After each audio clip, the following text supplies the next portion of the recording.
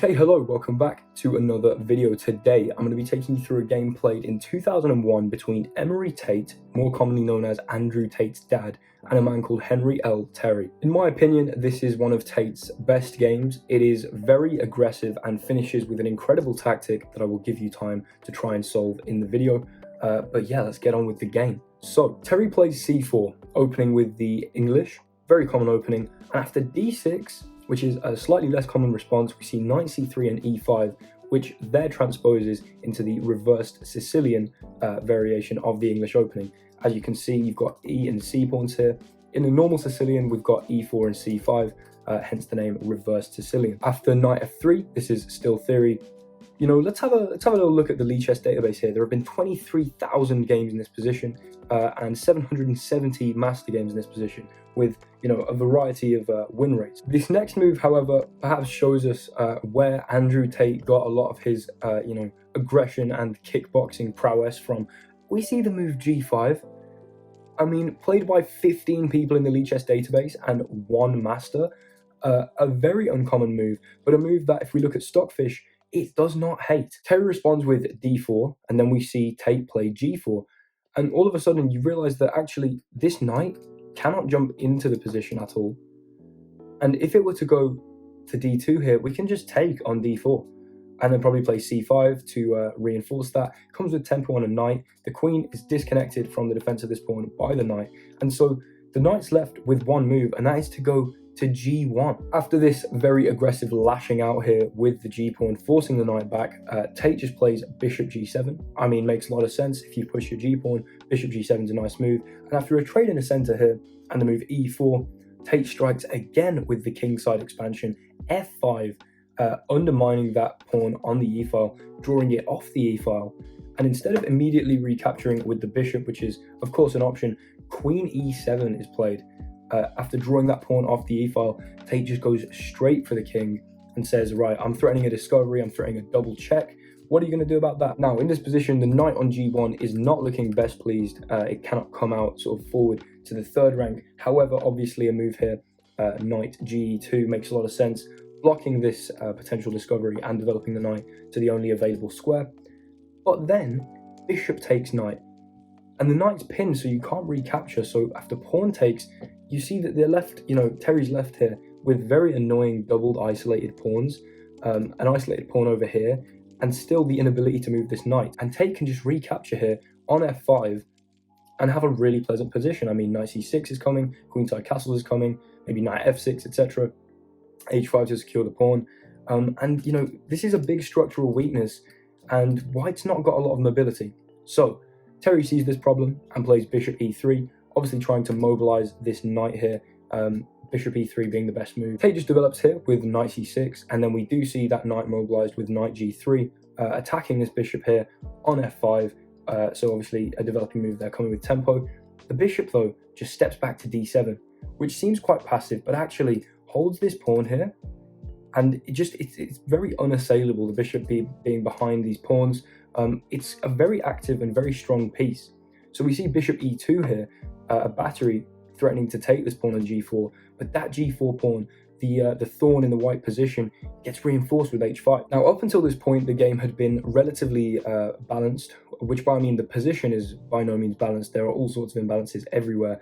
So very, very exciting and dynamic position. However, Stockfish does not give much of an advantage to either white or black for these first 13 moves. However, here, Stockfish wants the move h4. The reason Stockfish wants h4 here is generally to prevent black from playing h4. If you look at the pawn structure over here, there's no way it's going to be a good idea for white to castle queenside, or at least if it is, it's a computer idea which a human will never intuitively play. There's just so many holes to this king. Obviously not something that you want to happen. So the king will likely end up over here castled and on g1. And in that case, if black can play h4 and start breaking things open over here, it might not look good. So that's why Stockfish wants h4. However, here, Terry does not quite seize that chance, and the evaluation goes from 0.5 plus 0.3 maybe. After queen c2, all of a sudden, black starts to gain an advantage. Tate, of course, plays the best move, castling queenside, and after knight f5 hitting the queen, queen f7 stepping out the way, and knight d4, Terry's attempting to reconcile his pawn structure here. I mean, if knight takes, we'll see pawn takes, and these pawns could actually be really annoying. Maybe we'd see c5 or d5 opening up these bishops onto the king, or at least where the king's castled. And so obviously that's not something that Tate wants to happen, so he plays knight ge7, the best move, reinforcing this knight, developing this knight here, connecting the rooks, and obviously vacating the g file. In this position, Terry just castles, and Tate plays knight f5 himself, and after takes, and bishop blocks here, we just see takes, and we see this big trade. But if you look at this position, which is the end of a middle game, tending towards a sort of major piece endgame if these two minor pieces get traded off, there are just structural weaknesses here. And really, can you argue that this bishop is better than the knight? Probably not, when the knight ends up on e5 maybe, and starts hitting the queen, starts threatening squares like f3. If you can potentially induce some pawn pushes over here, this knight could be very, very dangerous. And so in my opinion, and hopefully in a lot of your guys' opinion, this endgame looks, very, very playable for black, at least, with these pawns especially starting to be pushed and starting to attack the white king. So exactly that happens, aggressive moves, h4, bang. Emory Tate showing all of that punch that Andrew Tate later came with in his kickboxing career, attacking the white king there by pushing the pawns. And after rook a b1, I mean, yes, you're threatening b7, yes, there's an open b file, but these pawns here do not make it easy for the queen to get round and link up with this rook. And so who's got more tempo here? Well, after h3, we see that Emory Tate has arrived at the white king with his pawns, ready to open the h-file. And so all of a sudden, Terry's like, oh no, please trade queens, I don't want to get mated. Tate says, not yet. And we see check, and then Tate says, okay, we can trade now. Because after takes, we see that actually this rook's lifted, and that could easily, come across to the h-file, and after that's opened, create some problems over here. Here, however, we see bishop d4. Now, obviously, Tate does not really want to take and allow takes here, sorting out that pawn structure, sort of handing away the advantage of the rook endgame. So plays just rook h5, stepping out the way of that bishop's threat, and coming onto the 5th rank, which is completely active, where he can maybe come across here, threaten weak pawns, and this rook is super dominant. So Terry responds by bringing his rook to e1, getting on another active file. But what Tate does here is just plays knight e5, threatening this pawn here. After knight e5, we see that Terry kind of gives up on reconciling those pawns there. There's no way to really force black to take this bishop, and your c4 pawn's hanging right now, so trading those pieces off does make some sense. But here, white's just a bit worse, because after king f1 and doubling up here on the e-file, we see takes, and look at this position. I mean, the structural weaknesses of the pawns here, it's not good in a rook and pawn endgame. We've got all sorts of pressure with these very advanced pawns here, with this minority attack, because even though, yes, there's a 3-on-2 over here, with these 3 pawns against only these 2, we've got 4-on-3 over here, and those 3 include double pawns. So this rook as well, being able to see a maximally active rook, being able to see across the whole board. If you look at this position, you'd of course want to play black. But now, after rook d1, Tate lays a bit of a trap with the move c5. Now, that does just look like a pawn hangs. However, all Tate needs to do is draw this white rook off the back rank for a very, very exciting tactic. And, Terry makes a fatal mistake and plays the move rook d5. And you're thinking, well, that's fine. I mean, say we trade rooks, you've sorted out this problem of the double pawns at least. You're going to be able to maybe take here, and after takes, there's going to be a passed pawn, what black has to worry about. And then at that point, your king can come over. Just a normal rook and pawn endgame traded down into a king and pawn endgame.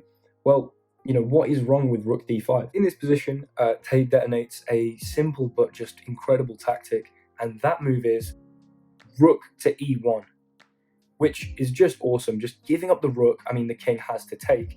And after h takes g2 here, there's just nothing the white king or the white rook or any of these pawns can do about this black pawn promoting. The pawn's in the way here. This pawn obviously holds the f1 square, so the king can't come across to either of the squares necessary to hold g1. And oh my days, is it the g4 pawn that prevents rook g5 from actually guarding this pawn. Say this pawn wasn't here, then obviously rook g5, and there's no problem. But this g4 pawn, which is oh so special, because if we go back all of these moves, we saw g5, g4 played here. It is that same g4 pawn here which acts as a bodyguard, as a meat shield, a sacrificial piece, if you will, which prevents rook g5 from stopping this threat. And of course, there is no rook d1, the king's in the way. There's no way the rook can defend this g1 square. There's no way any of these pawns can do anything, and there's no way the king can get here. So whatever move's played, say we see this pawn be taken, there is a promotion to a queen, and of course, this is a completely lost endgame. And so, because promotion is inevitable, you know, rook takes, and we're going to see queen promotes here, you know, Terry just resigns. And Emory Tate walks away with a huge win, playing that lovely move, rook to e1. And yeah, that g4 pawn being the goat of the position and an opening novelty in 2001. So yeah, thank you very much for watching. I really hope you enjoyed this video. If you did, leave a like, comment, and subscribe if you're new. I'd really appreciate it. Thanks for watching, guys. I'll see you in the next one. Goodbye.